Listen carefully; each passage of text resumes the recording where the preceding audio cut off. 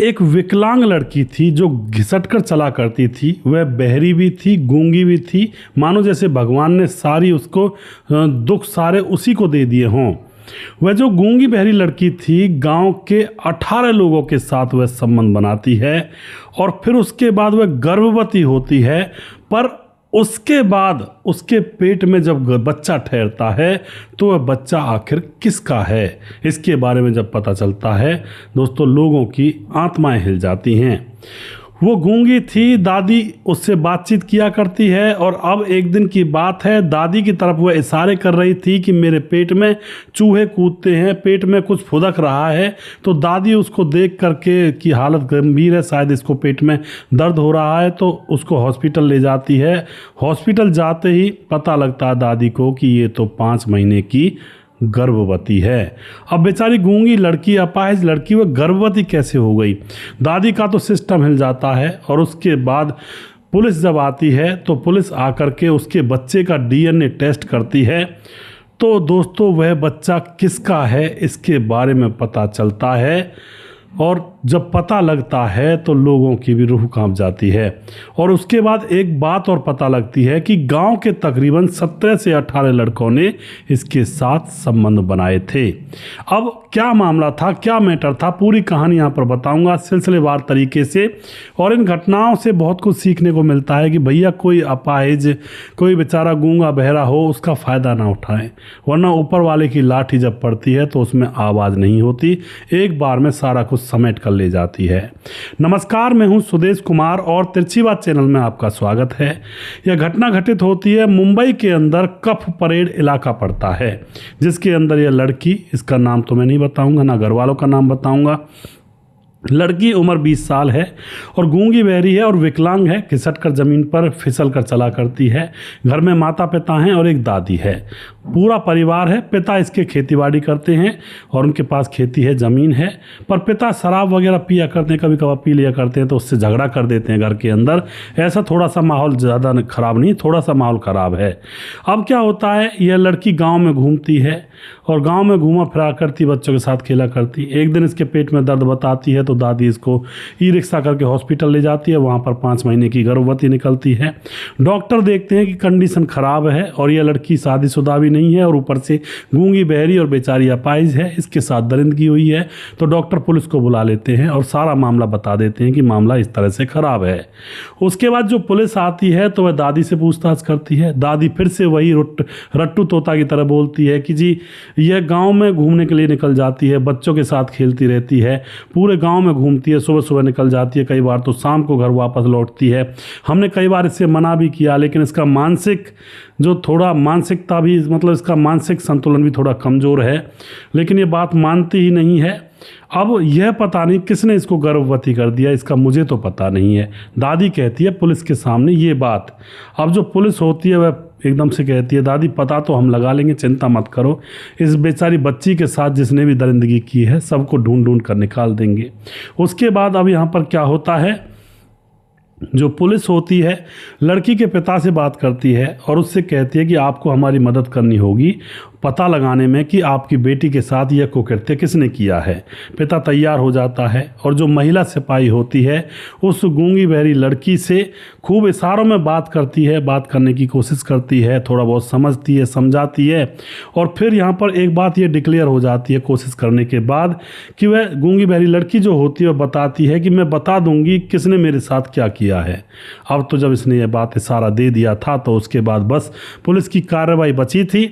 उसके बाद पुलिस उस लड़की के पिता को अपने साथ लेकर के पूरे गांव में, सबसे पहले पिता से पूछा जाता है तुम्हें किसके ऊपर शक है, थोड़ा सा भी शक हो बस एक बार बता दो, उसकी हम जांच पड़ताल करेंगे। तो पिता गांव के कई लड़कों के ऊपर शक जताता है, कई जो 16-16 साल के भी थे, कई लोगों के फ़ोटो खींचे जाते हैं, जो उसके साथ खेला करते थे उन लड़कों के भी फ़ोटो खींचे जाते हैं। सबके फ़ोटो खींचने के बाद सारे फ़ोटोज़ को ला करके उस लड़की के सामने एक एक करके दिखाया जाता है। तो सबसे पहले वह लड़की एक 36 साल के आदमी के फ़ोटो के ऊपर उंगली रखती है। अब पुलिस देखती है कि अच्छा इसने भी तुम्हारे साथ, वह कहती है हाँ इसने भी। और उसके बाद एक फ़ोटो था जिसमें 16 साल का लड़का था, उसके फ़ोटो पर भी उंगली रख देती है। इसी तरह से तकरीबन गांव के फ़ोटो खींचे गए से तकरीबन 55 से 60 फ़ोटो, उनमें से तकरीबन 17-18 लोगों के ऊपर, लड़कों के ऊपर यह उंगली रख देती है, जिनमें कुछ 35-40 साल के भी थे, कुछ 16 साल से लेकर 35-40 साल तक के लोगों के फ़ोटो थे उन 18 लड़कों में। अब तो ये बहुत बड़ा विषय बन चुका था कि भाई गांव के अंदर कोई लड़की अपाहिज है, उसको अपनी बेटी मानने की बजाय लोग उसका फ़ायदा उठा रहे हैं। गांव के अंदर तो सभ्यताएं जिंदा हैं अभी भी। गांव के अंदर एक दूसरे की बहन बेटी को अपनी बहन बेटी मानते हैं। शहर की तरह नहीं है कि कोई डोले कहीं घूमे कुछ भी हो, हमें नहीं लेना किसी से कुछ भी। लेकिन यहाँ गाँव में ही सभ्यता ख़त्म हो चुकी थी। सारे लोग उसका फ़ायदा उठा रहे थे, जैसे मौका देखते उसके साथ वह 10-20 रुपये उसको दिया करते और 10-20 रुपये के चक्कर में वह लड़की को अपने साथ झाड़ियों के पीछे या फिर कहीं भी उसको ले जाया करते। ठीक दोपहरी में वो लड़की इधर उधर तो घुमा ही करती थी, मानसिक संतुलन खराब था। और जब उसको जैसे दोपहरी में सब लोग अपने घरों में सो जाया करते पंखों की हवा में, एसी कूलर में, तो उसके बाद वह लड़की जैसे बाहर फिरकी में, गांव के बाहर जो रास्ता होता चारों तरफ राउंडेड, उसको फिरकी बोलते हैं, उसमें बैठी रहा करती किसी पेड़ के नीचे। कोई होता था नहीं तो वहाँ पर जैसी कोई उसके पास पहुँचता उसी समय फ़ायदा उठा लिया करता। गांव के बाहर झाड़ियाँ होती हैं, वहाँ पर ले जाया करता। इस तरह से दोस्तों यहाँ पर इस लड़की के साथ दरिंदगी होती है तकरीबन 17-18 लड़कों के साथ। अब पुलिस के सामने एक सवाल यही था भाई, एक चुनौती थी कि आखिर यह बच्चा किसका है। अब यह तो वो लड़के भी बता नहीं सकते थे कि हमारा बच्चा है, उसका बच्चा है। तो पुलिस सीधा फॉर्मूला, आजकल तो डीएनए टेस्ट की प्रक्रिया बहुत ही अच्छी है, तो डीएनए कराया जाता है उस बच्चे का, और उस बच्चे के डीएनए से इन 17-18 लोगों के डीएनए को मैच करवाया जाता है। लेकिन दोस्तों अचंभे की बात होती है, इन 17-18 लोगों के डीएनए से उस लड़की के बच्चे का डीएनए मैच करता ही नहीं है। इसका मतलब इनका बच्चा वो नहीं है। अभी कोई और चोर छुपा हुआ बैठा है जिसने यह कांड किया है। अब पुलिस के सामने और चुनौती, अब क्या करे, किसी और के फोटो खींचे। उसके बाद पुलिस फिर से कोशिश करती है गांव के अंदर और जो छुपे लोग रह जाते हैं उनके भी फ़ोटोज़ वगैरह निकालती है। और उसके बाद एक रात की बात है, उनके घर में झगड़ा होता है। जो ये पिता होता है लड़की का, जैसे मैंने आपको स्टार्टिंग में बताया, वो शराब पी करके घर में आकर के झगड़ा कर दिया करता है कई बार। अब जैसे झगड़ा होता है तो वो दादी पुलिस वाली से ये कह उठती है कि एक तो लड़की की आफत हो रही है हमारी जान को, ऊपर से हमारा ये बेटा शराब पीकर झगड़ा कर देता है रोज़ की रोज़। उसने सहज स्वभाव जैसे कहते हैं ना, बस ऐसे ही कह दिया था उस पुलिस वाली मैडम के सामने। अब एकदम से मैडम के दिमाग में लट्टू जुड़ जाता है, यानी कि एकदम से वो विचार कर जाती है पिता शराब पीते हैं इस लड़की के। दादी माँ कहती है हाँ शराब पिया था बेटी, बहुत दिनों से पीता है, इसने जीना हराम कर रखा है, कई दिन तो सही रहता है, जिस दिन इसके मूड में आता है तो हमारे ऊपर लड़ाई झगड़ा करने लगता है आकर के घर में, बड़ी मुश्किल से इसको संभालते हैं। अब यह बात जब पुलिस वाली को पता लगती है तो अपने बड़े अफसर से बातचीत करती है कि सर वो जो लड़की का पिता है शराब पीता है, शराब पीकर झगड़े करता है, घर वालों की नाक में दम करके रखता है, उसका डीएनए ले हम। अब ऊपर जो अफसर होता है, अरे हाँ उसका भी लेना चाहिए, शराब पीता, शराब के नशे में कोई कुछ भी कर सकता है। और उसके बाद दोस्तों उस पिता का भी डीएनए सैंपल कलेक्ट किया जाता है। अब की बार फिर से डीएनए टेस्ट होते हैं। गांव के जो बचे कुचे लोग थे उनमें किसी का डीएनए मैच नहीं होता है, और अंततः उस बेटी के पिता का ही डीएनए बेटी के पेट में पल रहे बच्चे के डीएनए से मैच कर जाता है। और जब यह खबर गांव में फैलती है तो भाई साहब बहुत बुरा हाल होता है, क्योंकि और लोग तो गांव में दूसरे घरों के थे, यह तो घर का ही पिता था जो जालिम निकला असलियत में। और उसके बाद डीएनए मैच हो जाता है तो इस पिता को हिरासत में लिया जाता है।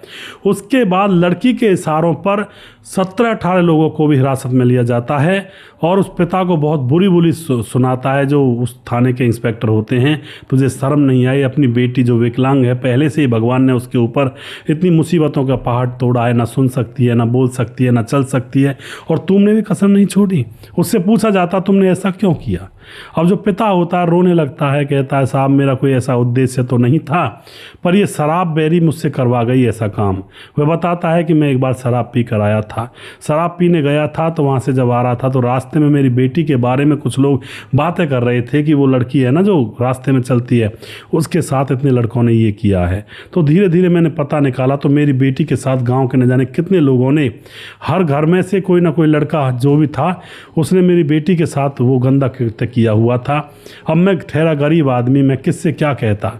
अब मैंने सोचा कि अब क्या करूं, ये तो बाहर निकलने से रुकती ही नहीं है। उसके बाद वह इसी सोच विचार में कई हफ्तों तक रहा। एक दिन की बात, अब उसके दिमाग में ये चीज़ें चलने लगती हैं। एक दिन वह शराब पीकर घर पर आता है तो वह देखता है कि जब गांव के सब लोगों ने कर लिया तो एक बार मैं भी कर लेता हूँ, इसमें कौन सी बुराई है। यहाँ देखिए दोस्तों, एक पिता जो सर्वस्व होता है बेटी के सर पर, एक परछाई होता है और एक ढाल होता है जमाने के लिए, यानी कि बेटी के लिए जमाने के प्रति। तो वो पिता फिर रात के समय में मौका देख करके इस बेटी के साथ कर देता है वही गंदा कृत्य। और बेटी अपने पिता को शायद बचा रही थी, इतना उसके अंदर थोड़ी बहुत समझ थी कि पिता को नहीं बताऊंगी वरना लोग पुलिस पकड़ ले जाएगी। वह पिता का बचाव कर रही थी, मगर डीएनए सैंपल और डीएनए टेस्ट की वजह से पिता सबसे पहले हपट्टे में आता है। और यहाँ पर अब उस बेटी के पेट में जो बच्चा है, पिता को जेल भेज दिया गया। उन लोगों को जिनके ऊपर शक था उनके ऊपर कार्रवाई की गई। अब बेटी के पेट में 5 महीने का बच्चा है, उसको अबॉर्शन तो नहीं करवाया जा सकता, डॉक्टर ने मना किया है। अब यही होगा कि बेटी अपने पिता के बच्चे को अपने गर्भ से पैदा करेगी, जन्म देगी। कैसा कलयुग आ गया है दोस्तों, सोचकर भी रूह कांपती है। आखिर वो कैसा बाप था। बेटी जो चल फिर नहीं सकती, उसका दिमागी संतुलन खराब है, गूंगी है, बहरी है, उसके साथ ऐसा किया। भगवान कितनी जिल्लतों से उसको जिल्लत देगा उस पिता को। कोई सही हो या जब भी हम ये कहते भाई सही लड़की थी, वो अपने आप भी डिसीजन कर सकती थी, पिता को धमका सकती थी, लोगों से कह सकती थी। ये बेटी बेचारी किसी से कुछ कह नहीं पाती, किसी से सुन नहीं पाती, और उस लड़की के साथ इस पिता ने ऐसा किया। इसको भगवान ने जाने कैसी कैसी सजा देगा भगवान। और ऐसे कुकृत्य होते हैं समाज, देश और दुनिया के अंदर। इन घटनाओं को जब हम लेकर आते हैं तो समाज का एक बहुत ही भयानक चेहरा नज़र आता है इन कहानियों के माध्यम से, कि समाज में ऐसे लोग भी रहते हैं, इस तरह के परिवार भी हैं जो लोग छुप करके ऐसा कांड कर जाते हैं। और ये बातें तो वो हैं दोस्तों जो निकल आती हैं, जो पकड़ी जाती हैं। और कुछ बातें तो ऐसी हैं समाज में जो कभी पकड़ी ही नहीं जाती हैं। चुप्पी चुप अंदर में क्या क्या होता रहता है, और पता नहीं इससे भी ज़्यादा भयानक होता रहता है या इससे कम होता रहता है। ये बातें तो सिर्फ वो हैं जो सार्वजनिक हो गई हैं, सबको पता लग गया है। तो आप जो भी कुछ कहना चाहते हो अपनी राय कमेंट बॉक्स में लिख सकते हैं और लोगों के साथ शेयर कर सकते हैं। वीडियो के लास्ट में कुछ भाइयों के नाम ज़रूर लूँगा जो हमारे वीडियोज़ को देखते हैं, हमें खूब सपोर्ट करते हैं। हमारे साथ में वनराज नामदेव कोई लगातार कमेंट करते हैं, भाई का लगातार धन्यवाद करता हूँ। नीतीश पासवान बोधगो गिरिडीह झारखंड से कमेंट करते हैं, भाई का बहुत बहुत धन्यवाद करता हूं। दया शंकर सिंह राजपूत ठाकुर यूपी 43 गोंडा से कमेंट करते हैं। रामलाल कुशवाहा जिला विदिशा पूर्णिया बिहार से कमेंट करते हैं। रवि प्रकाश कमेंट करते हैं। शौकत अली हमारे भाई लगातार कमेंट करते हैं दिल्ली से। कालीचरण उड़ीसा से हैं, फिलहाल गोवा में रहा करते हैं, वहीं से हमारे वीडियोज़ पर कमेंट करते हैं। और उसके बाद हमारे साथ हैं सैफुल मलिक कमेंट करते हैं। प्रवीण चौधरी राजस्थान से कमेंट करते हैं, भाई का बहुत बहुत धन्यवाद करता हूं। लगातार हमारे वीडियोस पर बने रहते हैं, बहुत बहुत धन्यवाद करता हूं भाई का। उसके बाद हमारे साथ राम थापा नेपाल से कमेंट करते हैं। और जी हमारे साथ राम बहादुर सिंह रायगढ़ छत्तीसगढ़ से, बोलाई दास झारखंड से, खेमराज गुज्जर चट्टी जीबी नगर यूपी 16 से, श्यामलाल चौधरी नौका बीकानेर राजस्थान से, धीरज पनवाल कमेंट करते हैं, भैया जी खबर सही है, परम सत्य है, प्यार व्यार कुछ नहीं होता, सब खेल हवस और वासना का है। अगर मैं किसी लड़की से मीठी मीठी बातें करता हूँ तो कुछ मतलब है मुझे, तभी करता हूँ। ये सब समझने योग्य बातें हैं जी, बिल्कुल जी। और ये सभी युवाओं को समझनी चाहिए जो लड़कियाँ हैं। सलाउद्दीन खान कमेंट करते हैं, सही बात है भाई जी, लास्ट में आपने बताया फालतू समय जो लड़की लड़का बर्बाद कर रहे हैं और भगवान पर समर्पित करना चाहिए उनको, करेंगे तो भविष्य अच्छा बनेगा जी, बिल्कुल जी। राहुल सिंह कुंतल कमेंट करते हैं, राधे राधे गुरुजी, आप सही कह रहे हो। जितना लड़की लड़के से प्यार करती है, ये लड़का लड़की से प्यार करता है, इतना भगवान से प्रेम करें तो उसका जीवन सफल हो जाएगा। आप सही कह रहे हो गुरुजी, आजकल तो शरीर का प्यार हो गया है और जिस्म का प्यार है। राधे राधे जी, राधे राधे जी। राजेश सिंह बिहार मोतिहारी ढाका कुंडवा चैनपुर से कमेंट करते हैं, सुदेश जी आपका वीडियो बहुत अच्छा लगता है। मुकेश कुमार यूपी 83 से, जय यादव इसमें सारी गलती लड़की की है भाई साहब जी, बिल्कुल जी। जय गुप्ता कमेंट करते हैं। विकास कुमार कमेंट करते हैं, भाई आजकल मेरा नाम नहीं ले रहे हो। विकास जी आपका नाम लेता हूँ मैं, जब आ जाता है कमेंट बॉक्स में तो ज़रूर लेता हूँ, आप लगातार कमेंट किया करें। और उसके बाद हमारे साथ हैं विजय कुमार कमेंट करते हैं, Tajil Ahmed nice story very interesting, बहुत बहुत धन्यवाद करते हैं बहन जी। और उसके बाद हमारे साथ हैं प्रवीण बघेल शिवपुरी से कुमार सोनू कमेंट करते हैं, रजत सैनी है प्रवीण बघेल दोबारा से। और उसके बाद हमारे साथ हैं समाधान पाटिल जलगांव महाराज से कमेंट करते हैं, लगातार हमारे वीडियोज़ पर बने रहते हैं, भाई का बहुत बहुत धन्यवाद करता हूँ। विमलेश कुमार कमेंट करते हैं और एसपी साहब की कहानी सुनने में मज़ा आ गया, आगे भी ऐसी ही कहानियाँ सुनने का इंतज़ार रहेगा।